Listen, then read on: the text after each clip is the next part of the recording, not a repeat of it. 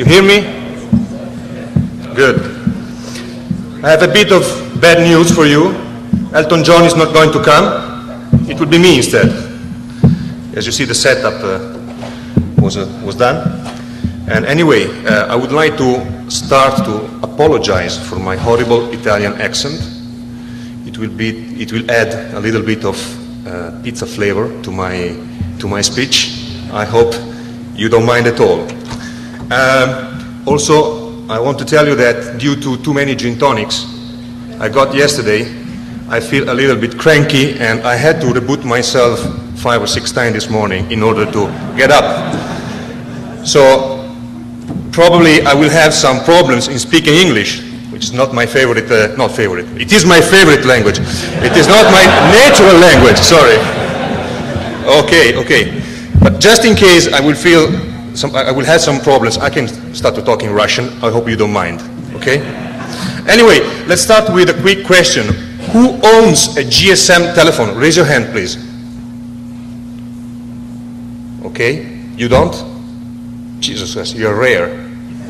Can I touch you? Okay. Second question, who owns a GPRS telephone? Cool. An evoluted audience. And third question, who owns an UMTS telephone? Silence? Nobody? Well, believe me, if we were in Europe, probably it was impossible to find a guy like him, Fred Flintstone, who doesn't own a cell phone. Then you will explain me how can you manage, because it's really impossible. And probably most of the people in Europe, they don't own a GSM telephone. Most of the people, they own a GPRS telephone, and many people already own a UMTS telephone, as this new standard is already active in Europe, and especially in my country, Italy, it's already working. And these telephones are very nice because you can do video conference, 2.5 megabit of internet connection, fixed IP. Basically, you can do a lot of stuff. And today we will talk about these new technologies like UMTS telephone, also about home automation. Does any of you have any home automation system home, like X10 or something? I saw hand, 1, 2, 3. Okay. And also we will talk about web defacement. You might ask yourself, what the hell these 3 topics have in common? Actually, they have a lot, and we will understand very soon why. Because they are the introduction of UMTS telephone and the home automation systems will be the extension of the hacker playgrounds in the future. Okay? Now, something like this might look funny to you, but believe me, it's going to happen. Web defacements are considered up to today as the defacement of the website which is mounted on a web server somewhere in an office.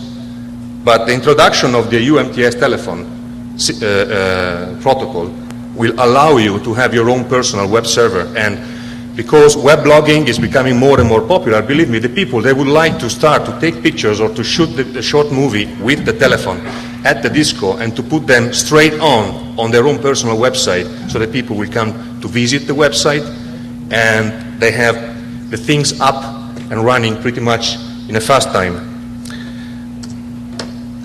Before talking about this kind of technology, I would like to talk a little bit about Zone H.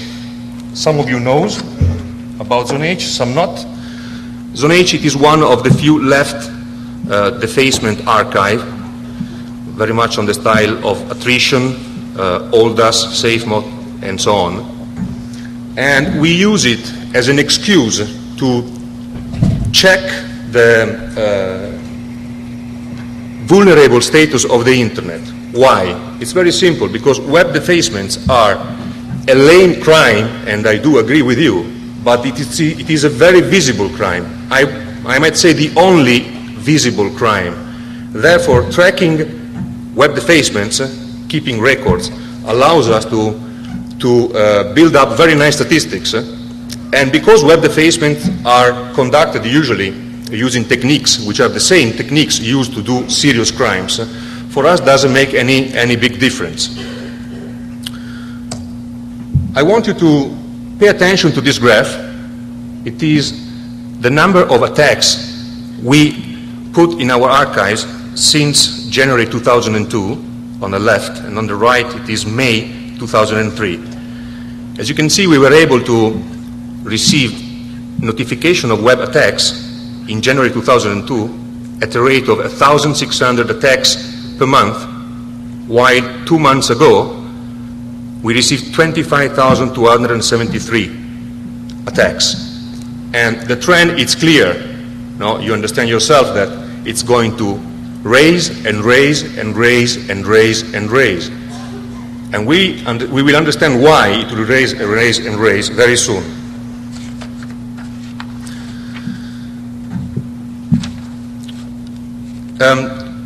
For those who are part of the job, this is, in this graph, it is representing the attack method we were able to track.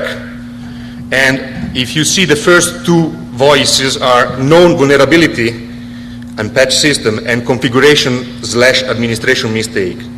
Together they are more than 55% of the time. It means that more than half of the time it is the administrator fault if the server gets attacked and compromised. Some other times, for example what is happening during these days with the new MS/RPC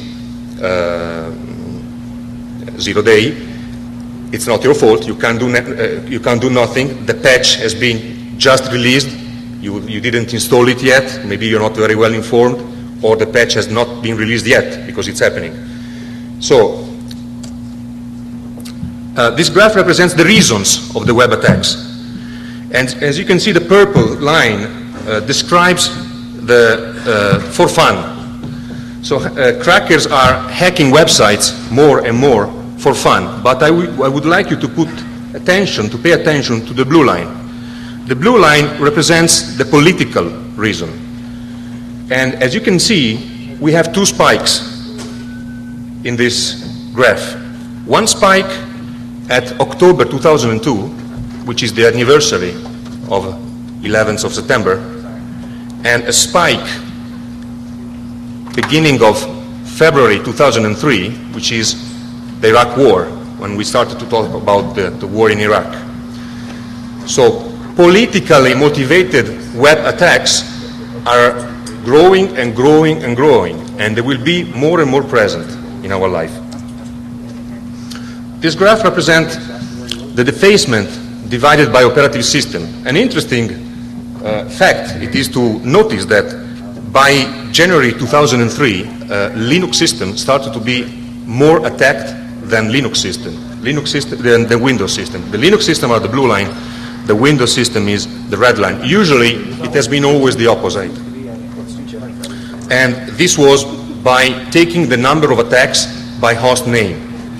And taking the number of attacks by IP address, still we can see that Linux systems are again more attacked than Windows. So the question, is Linux more attackable or attacked than Windows, does have a sense only if you consider the raw numbers of the attacks. But actually you can't build any statistic. It doesn't have any sense to make any statistic about the vulnerable level of Windows and Linux, because it depends very much by the moment actually new exploits are released, by the personal taste of some hackers. I know some crackers which are just attacking Windows, some others are just attacking Linux, by personal preferences. It doesn't have any sense to make to build up a real statistic on this. And cyber fights. We have seen a lot during the last year of cyber fights. When we are sleeping, actually a lot of things are going on the net.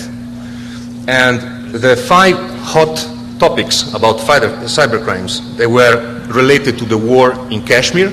So Pakistan and India, they were Pakistani crackers and Indian crackers fighting each other, and occasionally, or even more than occasionally, attacking American servers. Then we have something related with the war in Iraq, and as you can see, a lot, of course, of attacks were towards the United States, especially Brazil. Brazil is specialized in attacking the United States. I don't know why. Well, we will see even later, for no reason. Code Red, do you remember? It was not only the worm causing damages, but also crackers. They were attacking Chinese and American web servers just to fight because of this, the story of the spy plane. The Palestine-Israel related issue, and again, Brazil is attacking the United States. And finally, the no global, those who are protesting about globalization, and occasionally the country that is attacked is the country who is hosting the G8 meeting at that moment. But anyway, Brazil attacks the United States. So, don't ask me why. So if we put everything together, we understand that there is a big mess. And it doesn't matter where you are, doesn't matter where you live, your web server is still under threat because of any reason, actually.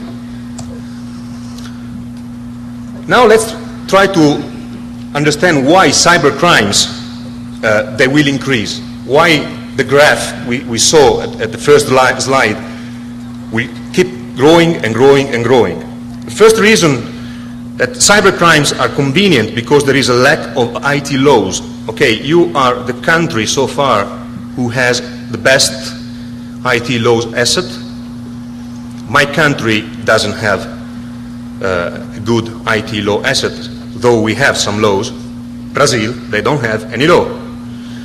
And probably this is the reason. Most of the times the laws are different, and then you have to tell me, maybe we have some lawyer here who could explain, if I am an Italian hacker and I hack the White House, should I be prosecuted by Italian laws or by American laws?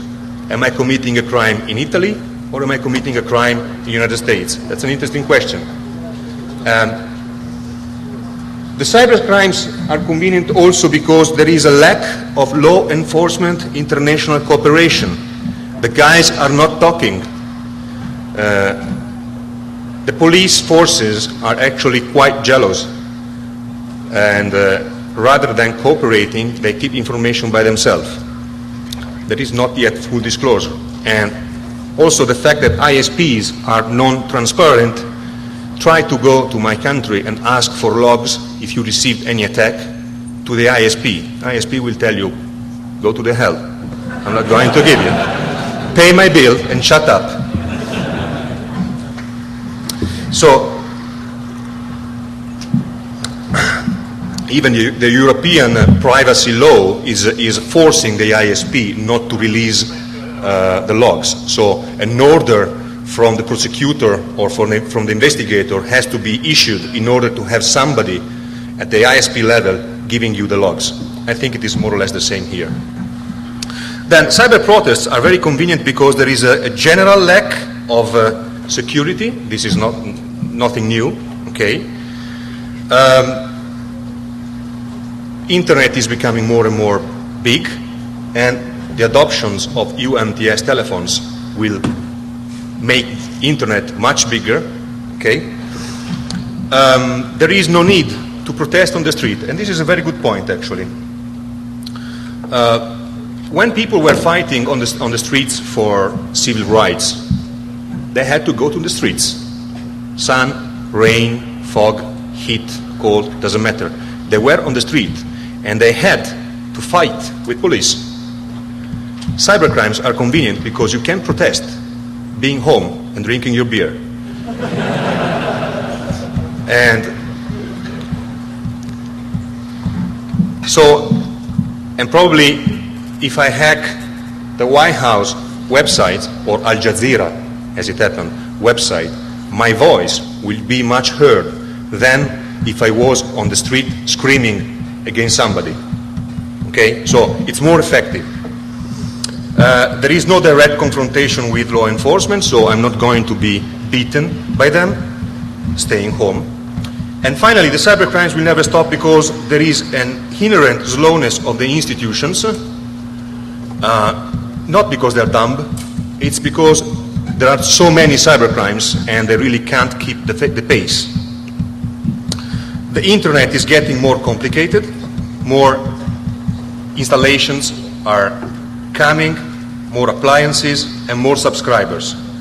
And finally, and it's very important actually, the software producers are facing a market challenge. So the guys who are writing your Internet Explorer browser are pushed by the management to do it in a rush, in a hurry, because there is competition outside. And then you have to release products at a competitive price, at the right moment. You can't spend billions of dollars in developing a hyper-secure web browser that must be sold then later on at $10,000 per copy and nobody would buy it. So the software producers are forced by the market to release things without having the time to proper check what actually the code. And this is actually the last graph I want to show you, and it is the defacement by OS operative system. And it is interesting because it shows, I just want you to point out the attention to the red line, which is Windows 2000. From January 2002, Windows started to be safe because the slammerworm. The slammerworm was so much public, so many newspapers they were talking about the slammerworm that the administrators were informed, and therefore they were pushed by the media to patch. They patched, therefore the hackers, the crackers, they had less accessible system, Windows-based. And this sharp decrease means actually that a proper patching helps a lot. Patching itself, it's enough. Okay, you don't need to be a genius to secure your system. If you properly patch and you just follow the advisories, you do your job as you should do, then your system might be 95% safe. Now let's get to the business. The UMTS telephone, UMTS means Universal Mobile Telecommunication System. It is the way the traditional hackers' limited world will be expanded in our everyday life activity. And now we are going to understand why. First of all, I want to tell you that UMTS protocol will be struggling very hardly with Wi-Fi for a very simple reason. $80 billion has been spent by the telephone companies to acquire UMTS licenses. What does it mean? It means that the telephone operators will force the producer to produce UMTS telephone and to stop to produce GSM telephones. Therefore, even if you don't want, you will buy a UMTS telephone and you will start to use the service the internet service provider will want to sell to you, like internet connection, or in Italy, for example, we have already this video conference. We can talk by phone, seeing each other, and for example, you know, we are all soccer fans, and on the weekends there are people who subscribe the UMTS service just to get the video of the goal as soon as it's scored, and it's a pretty good business. It will be on the UMTS platform. You can develop a lot of services. Now, what is a UMTS telephone? This one. Okay, it's an iPack. It's an iPack, but with a special thing on the back. Now it's a telephone. Exactly like the telephones you see there. The only difference it is that this one doesn't have the webcam, but those, they have the webcam. The telephone on the left is the telephone supplied by default by the Italian telephone operator. And on the top of it, you can see the webcam for the video conference. The one on the right, it is a little bit more complicated telephone. And actually, the UMTS telephone, that will be like the one on the right. And you can do basically whatever you do today with your laptop. You can have video conference. It is a full multimedia platform. It's a data bank. You can run your office files. It's a good mobile computing platform because today they have 400 megahertz processor, which is powerful enough to do your stuff, and web browsing. Basically, you using a UMTS telephone, you will have no limits. Because you can do whatever you do today from your PC, just from your pocket. Now, I bought one. This is an extremely cool stuff. And I want to play a little bit with you. Can you please tell me who wants to have it? Raise your hands. Raise your hands. Who wants to have it? Okay, now please do me a favor. No. Keep your hands up. Keep them up. Watch around you the faces of the one who have the hand arisen, and remember it, okay? Because now we are going to play a little game. I need a victim. You. Come. No, you didn't raise your hand. The guy behind. Come here. Very close. Okay. I'm not gay, it is just an audio spot. It's very nervous. What's your name? Jerome. Okay, a big applause. Okay. I know you hate me now. Can you explain why you told me that you want to have this thing? Because one of the things I saw is that it could be powered by Linux. And it's a Palm OS. Okay. And it's free. Yeah. And no. The question wasn't who want to have this one for free. The question was who want to have a UMTS telephone. Okay. Now, I want to play a game with you, and we will play a game with them. First question. What happened? Okay. First question. Try to imagine that we have a digital signature card, unbreakable, absolutely secure. Okay, unbreakable. If such thing exists, would you have any problem to use it? What happens if you lost it? No. The question is, would you use it? Would I use it? Probably. I would use it. Yeah. Who would use it? Raise your hands. Okay, let's go ahead. Would you have any problem into using your digital signature card, inserting it into a computer to authenticate a transaction?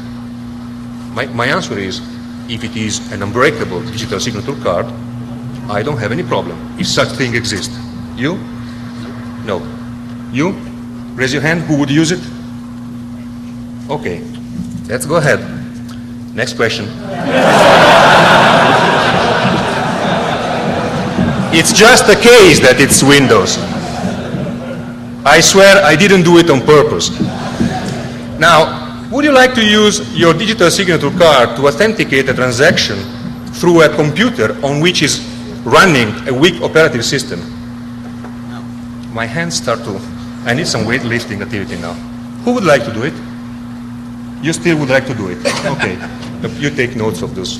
Okay. You will be punished later. You are at DEFCON, guys. Okay, the next question. Would you like to use your digital signature card to authenticate a transaction done using a computer on which is running a weak operative system permanently attached to the internet, leaving your digital signature card in it? One guy there. So, but they are already on the safe side. Next question. Would you like to use your digital signature card into a computer on which it's running a weak operative system permanently attached to the internet wirelessly? The guy there is tough. You took it personally. Well, given the fact that all this stuff put together, plus a dumb telephone, are exactly this thing, can you please explain me why do you want to have it? You guys? No. Listen. I explain to you. You want to have, I was playing with your mind, because I was playing with your left part of the brain and with the right one. Because when you were telling to me, yes, I wanted, this was the emotional part of the brain that was working. Now, the other part of the brain is working and saying, no, I'm rational, I don't want this. But still, so now nobody wants to have this, but still if I would ask who wants to have it, you have to stop your hand. No? Okay, now please pay attention. You are security guys. Security guys, okay? Can you imagine the billions of people out there, which they don't know shit about security, what will happen to them? What they will install on these systems, okay? And a lot of damage can be created on such systems. Thank you very much. I appreciate it. Now, let's talk about the danger. On this handheld, it's mounted Windows 2002 PC. How does it work? It works in a very strange way. There are two levels of memory. The first level, in the first layer, all the programs are loaded, and they are stored in the memory permanently, because this doesn't have any hard disk. Okay? And the second level of memory is used as the dynamic storage. So when you run a program, that part, the second part, the lower part of the memory gets dimensioned proportionally to the need of the software in memory. I don't know if you have a handheld, but if you run a software and then you close it, pressing on the X, like in Windows, the software closes, but actually it closes only graphically. The software keeps loaded in the memory, and the data which were processed by the software are still present in the memory, even if, for example, you were running Excel file, so your Excel file stores the data on the second layer, and then when you run a different software, the processor stops to pay attention to Excel, starts to run another software, dimension the second portion of the memory, but Excel is still there. So when you come back to Excel, you still find your data there. So the question is, what stupid operating system is this? Actually, it's not stupid, because pay attention to what I'm doing. I'm taking away the telephone. Now it's a PDA. And being a PDA, actually it's an excellent system, because when I meet this guy and I want to establish a meeting or to exchange information, I want to pick up the thing out of my pocket, switch it on, and everything should be already up and running. You don't have the time to boot. That's why the system is built in this way. But the problem is that when this thing becomes a UMTS telephone, then your data who are present on the second layer of the memory are probably, if the system is not secure, accessible from the internet. Okay? This is one of the most secure, actually before the DEF CON was one of the most secure PDA, because yesterday a guy showed how to break the digital, the fingerprint recognition who is present. So every time I switch on the thing, he asked me to put my fingerprint, and actually on the manual it is explained to you that you have to enroll two different fingers on two different hands, because you never know, you might lose your hand, so you cannot switch on your thing. It is written in this way, believe me. So anyway, it's a fucking secure thing, no, for them. Please pay attention to the right part of this slide. This is the regional settings of Windows 2002 PC. Do you see anything wrong there? What? Currency is backwards. Okay, so the minus is instead of the plus. A little mistake, known already by Microsoft since months. Still, I bought this thing a month ago, and it's still present and not patched. And I took it as an example of the level of attention Microsoft paid when developing this operating system. So if there are such errors, and such errors are not fixed even if the issue is known, you can understand how can it be the rest of the operating system. Now, how UMTS works? Very simply, like this is a typical one of the architecture of UMTS telephone platform, and basically we have the UMTS telephone who transmits the data encrypted to the first two nodes, and then because UMTS platform, it is built to run on already existing platforms, it is hooked on the old GSM structure. Therefore, the data are running non-encrypted. And this is the first conceptual weakness. What is the reason to encrypt the signal for half of the length? Then the second half of the length, the signal will not be encrypted. And that is why, actually, crackers will attack, rather than attacking the encryption level, they will exploit either the appliance itself or the old, weak, vulnerable points of the GSM structure. And what it is possible to do? Today, on this thing, a cracker could use operative system security flows, assuming that Windows 2002 has someone. Through open ports, it's connected to a fixed IP address, okay? So it's no difference between this one and Microsoft Server, where they are. Sending me a virus through a mail, a Trojan, using component flows. This is a Java platform enabled handheld, so using Java application I can load whatever I want. Using web server flows, web servers, yes, web servers, and we will see a very nice example. Or exploiting application level. One thing I didn't tell you before, when we were talking about cyber attacks, we didn't say that doesn't matter really if the attack system was Linux or Windows, because most of the time web server gets attacked. It is because the attack was conducted on application level or on database level, regardless the operative system. The same thing will be here. What kind of damages could I have? Well, if a cracker gets the control of my PC, hell, I'm in deep shit, because I will lose all my information, no? All my secrets will be opened. I can receive denial of service because I have a fixed IP, so my telephone will be not operative because somebody is flooding my IP address. Or I can be used to send some denial of service to somebody else. And because the UMTS bill in the beginning will be based on traffic, believe me, you're going to cry at the end of the month. Okay? Espionage or eavesdropping. Please pay attention. This is a multimedia platform. If I have control of this, I can use the Windows embedded part of the operative system who controls the speakers and the microphone. I can switch on the Microsoft from remote and listen to everything what you're saying, even if the screen is not showing you anything. And this is extremely dangerous.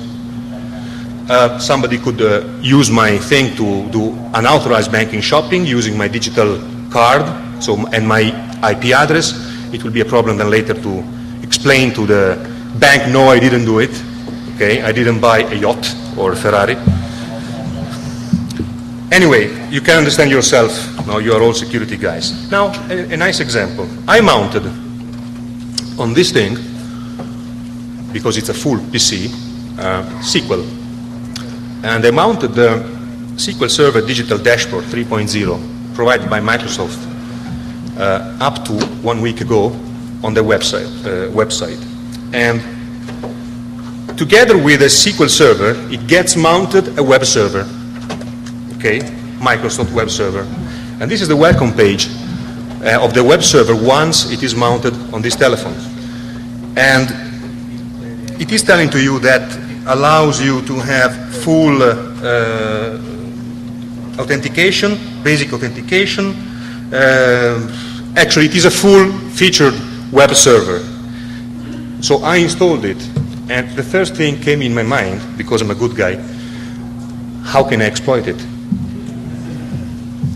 And believe me, it took a long time, and it was terrible. But finally, we understood how to exploit Microsoft Portable Web Server. From remote, it is enough to connect to the /admin, and the default installation lets you in. Do you understand what this means? What lets you in?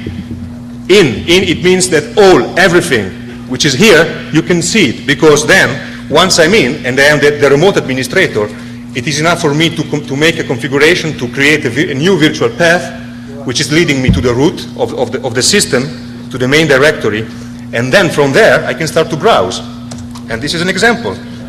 Call list.dat. This is the list of the calls. So anybody could spy me if I was using my telephone as a web server. Anybody could spy me knowing what kind of telephone calls I'm doing, just simply using a browser, basically. Or there is a very interesting directory, which is /Windows, and this is the welcome page you get. But if you know a little bit of Windows architecture, you know also that the file bioswipe.dat, it is actually the file with my digital fingerprint image. So an attacker could recover, it is encrypted, it's okay, but anyway, why the hell somebody should be allowed to take the image of my fingerprint? This is extremely dangerous. Or this is the mail I received from the DEF CON organizers reminding me about the final details of before beginning the conference. So knowing that it is stored in /messaging /whatever, somebody could read the email from a web browser. Okay, so I am ashamed, embarrassed, and disgraced to announce you this highly technical advisory. I know I will be rewarded for that. Anyway, I warned Microsoft 2 weeks ago, and actually, to be honest, they reacted very professionally. They took offline immediately the web server, so it's not anymore downloadable from Microsoft website. And they told me, yes, you're right, we have such vulnerability, and we're now fixing it. And all the process was by personal mails. It wasn't any mail robot like in the past answering me, yes, I got your advisory or whatever. So we can say now that it's safe because Microsoft was warned. They took it off from the internet, so we can release this advisory saying that the Windows Beta web server for Pocket PC is allowing a full remote access because the default installation of Windows allows an attacker to gain full remote access without authentication, simply logging it to attack host/admin. Now, privacy threat. What can happen to me besides losing my files? Well, many of these things, I was in Japan a year ago, and they're already selling very much advanced UMTS-like or iMode-like telephones. They have GPS incorporated, and it's a very neat feature because, for example, right after here, I will go to Los Angeles city, which I never visited, and having a GPS into this one would allow me to get the map of where I am, find directions, and Japanese people are really much using this. But the GPS coordinates to be shown to you after having been received, they have to be stored somewhere in the memory. And if the attacker knows where those coordinates are, then you're going to get in deep shit because everybody can track you down. And even without GPS, actually, when I'm connected to the GSM network, I receive the cell phone ID. And the cell phone ID is a unique ID. And the cell is there, maybe 500 meters away from here, and it's serving this area. So if an attacker can retrieve the ID of the cell, can know more or less where we are. And finally, the timing of the wavelength used by UMTS is allowing direct tracing. In this case, you must be a very professional one with a lot of equipment. But if you have such equipment, you can track a person within 20 meters of approximation. So here we have some links. You will find it in the presentation. If you are interested to study this topic, you can go ahead. Now, let's conclude. Home automation. I was selling myself home automation systems, and it was a bloodbath, at least in Europe. I lost a lot of money. And I couldn't understand why. So cool thing, but the people, they are not buying it. Besides the fact that they are expensive, the best reason it is that they weren't actually very much interactive. But if you have a telephone which allows you to operate your house from wherever you are, you can even see the stream, the video stream of what's going on in your children's room if they are studying or playing then probably you're going to buy UMTS because you can fully control your house. You have the emotional reason to do it, okay? And this will be, again, an extension of the hacker playground. Here is the internet refrigerator. It's not a dream, it's not a concept, it's something you can buy today. Actually, it's something you could buy a year ago. In the shop, it is produced by LG Electronic, and it is a wonderful thing. It has a touch screen, a webcam, full internet access, email, video email, voice only, blah, blah, blah, blah. So it's a full computer, okay? And it is even stated, this is a copy of LG webpage, the fridge built in PC is a low-spec affair based on 300 MHz national semiconductor geodic processor, blah, blah, blah, blah. So it's a full PC. Now, the question is, if this is a PC and it is connected to the internet, it has an IP address. If it has an IP address, people here at DEF CON might be very much interested to discover it when it is attached to the internet. Now, the question is, what kind of wonderful operative system is running on this beautiful machine?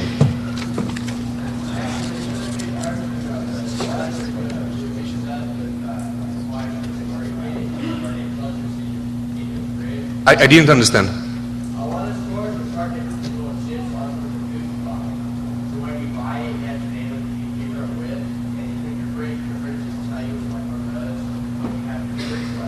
Yes, yes. Yes, of course, of course. It's cyber stalking, actually, and commercial company will be very much interested in that. Anyway, always on the producer website, we can see that it runs a modified version of Windows 98. And by modified versions of Windows 98, I bet my ass that they mean that they loaded the touchscreen drivers. And that's it. Okay? Because nobody can modify Windows 98, not even LG. Okay? Now, you hackers, how would you kill instantly such refrigerator? Can you tell me? Okay? Ping of death. And a cracker could melt your ice creams in a matter of seconds.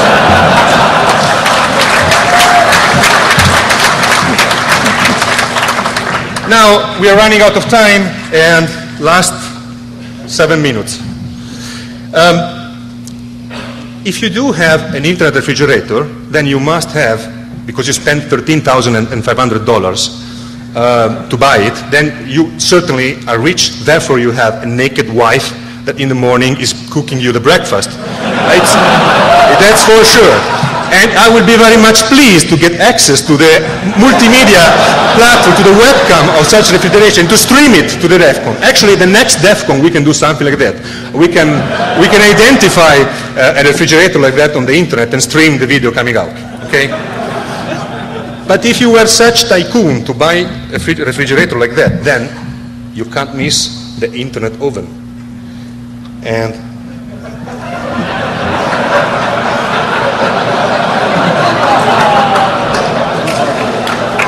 you guys are laughing. It's going to happen. It was meant to be extreme, a provocation. But you tell me why it shouldn't. Why shouldn't an American citizen receive an attack from Pakistan on the Thanksgiving Day? We are already getting those attacks. So why not in my refrigerator or my oven? So, to finish, we can say, are we scared? Okay.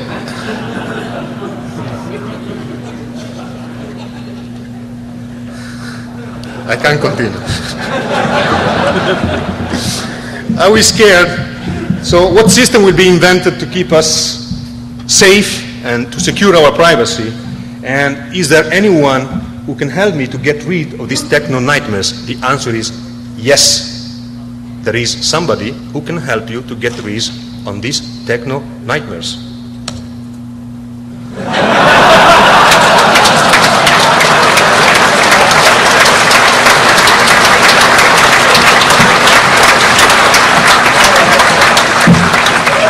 Okay, you know, when I was showing this last thing to my Italian friends, they were telling me, what the fuck is that? Because they cannot pick it up. No, but fortunately you did.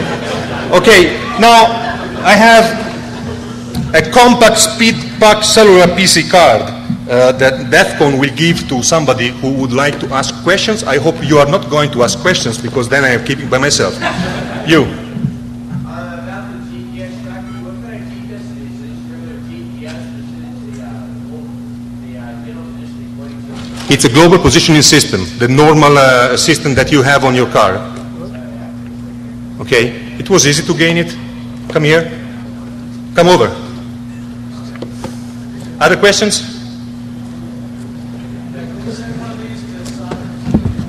Excuse me? I didn't understand.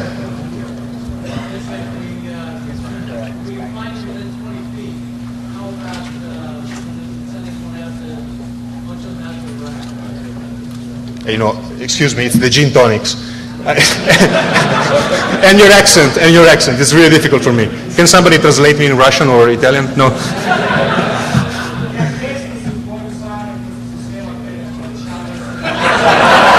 Say it. Yes, it can be used. It can be used. It can be used. And by the way, this thing, it is, I didn't say it, it is Bluetooth enabled. It has Wi-Fi plus full fixed internet connection, UMTS. So you understand the owner of this will be in deep shit. Thank you very much for your attention.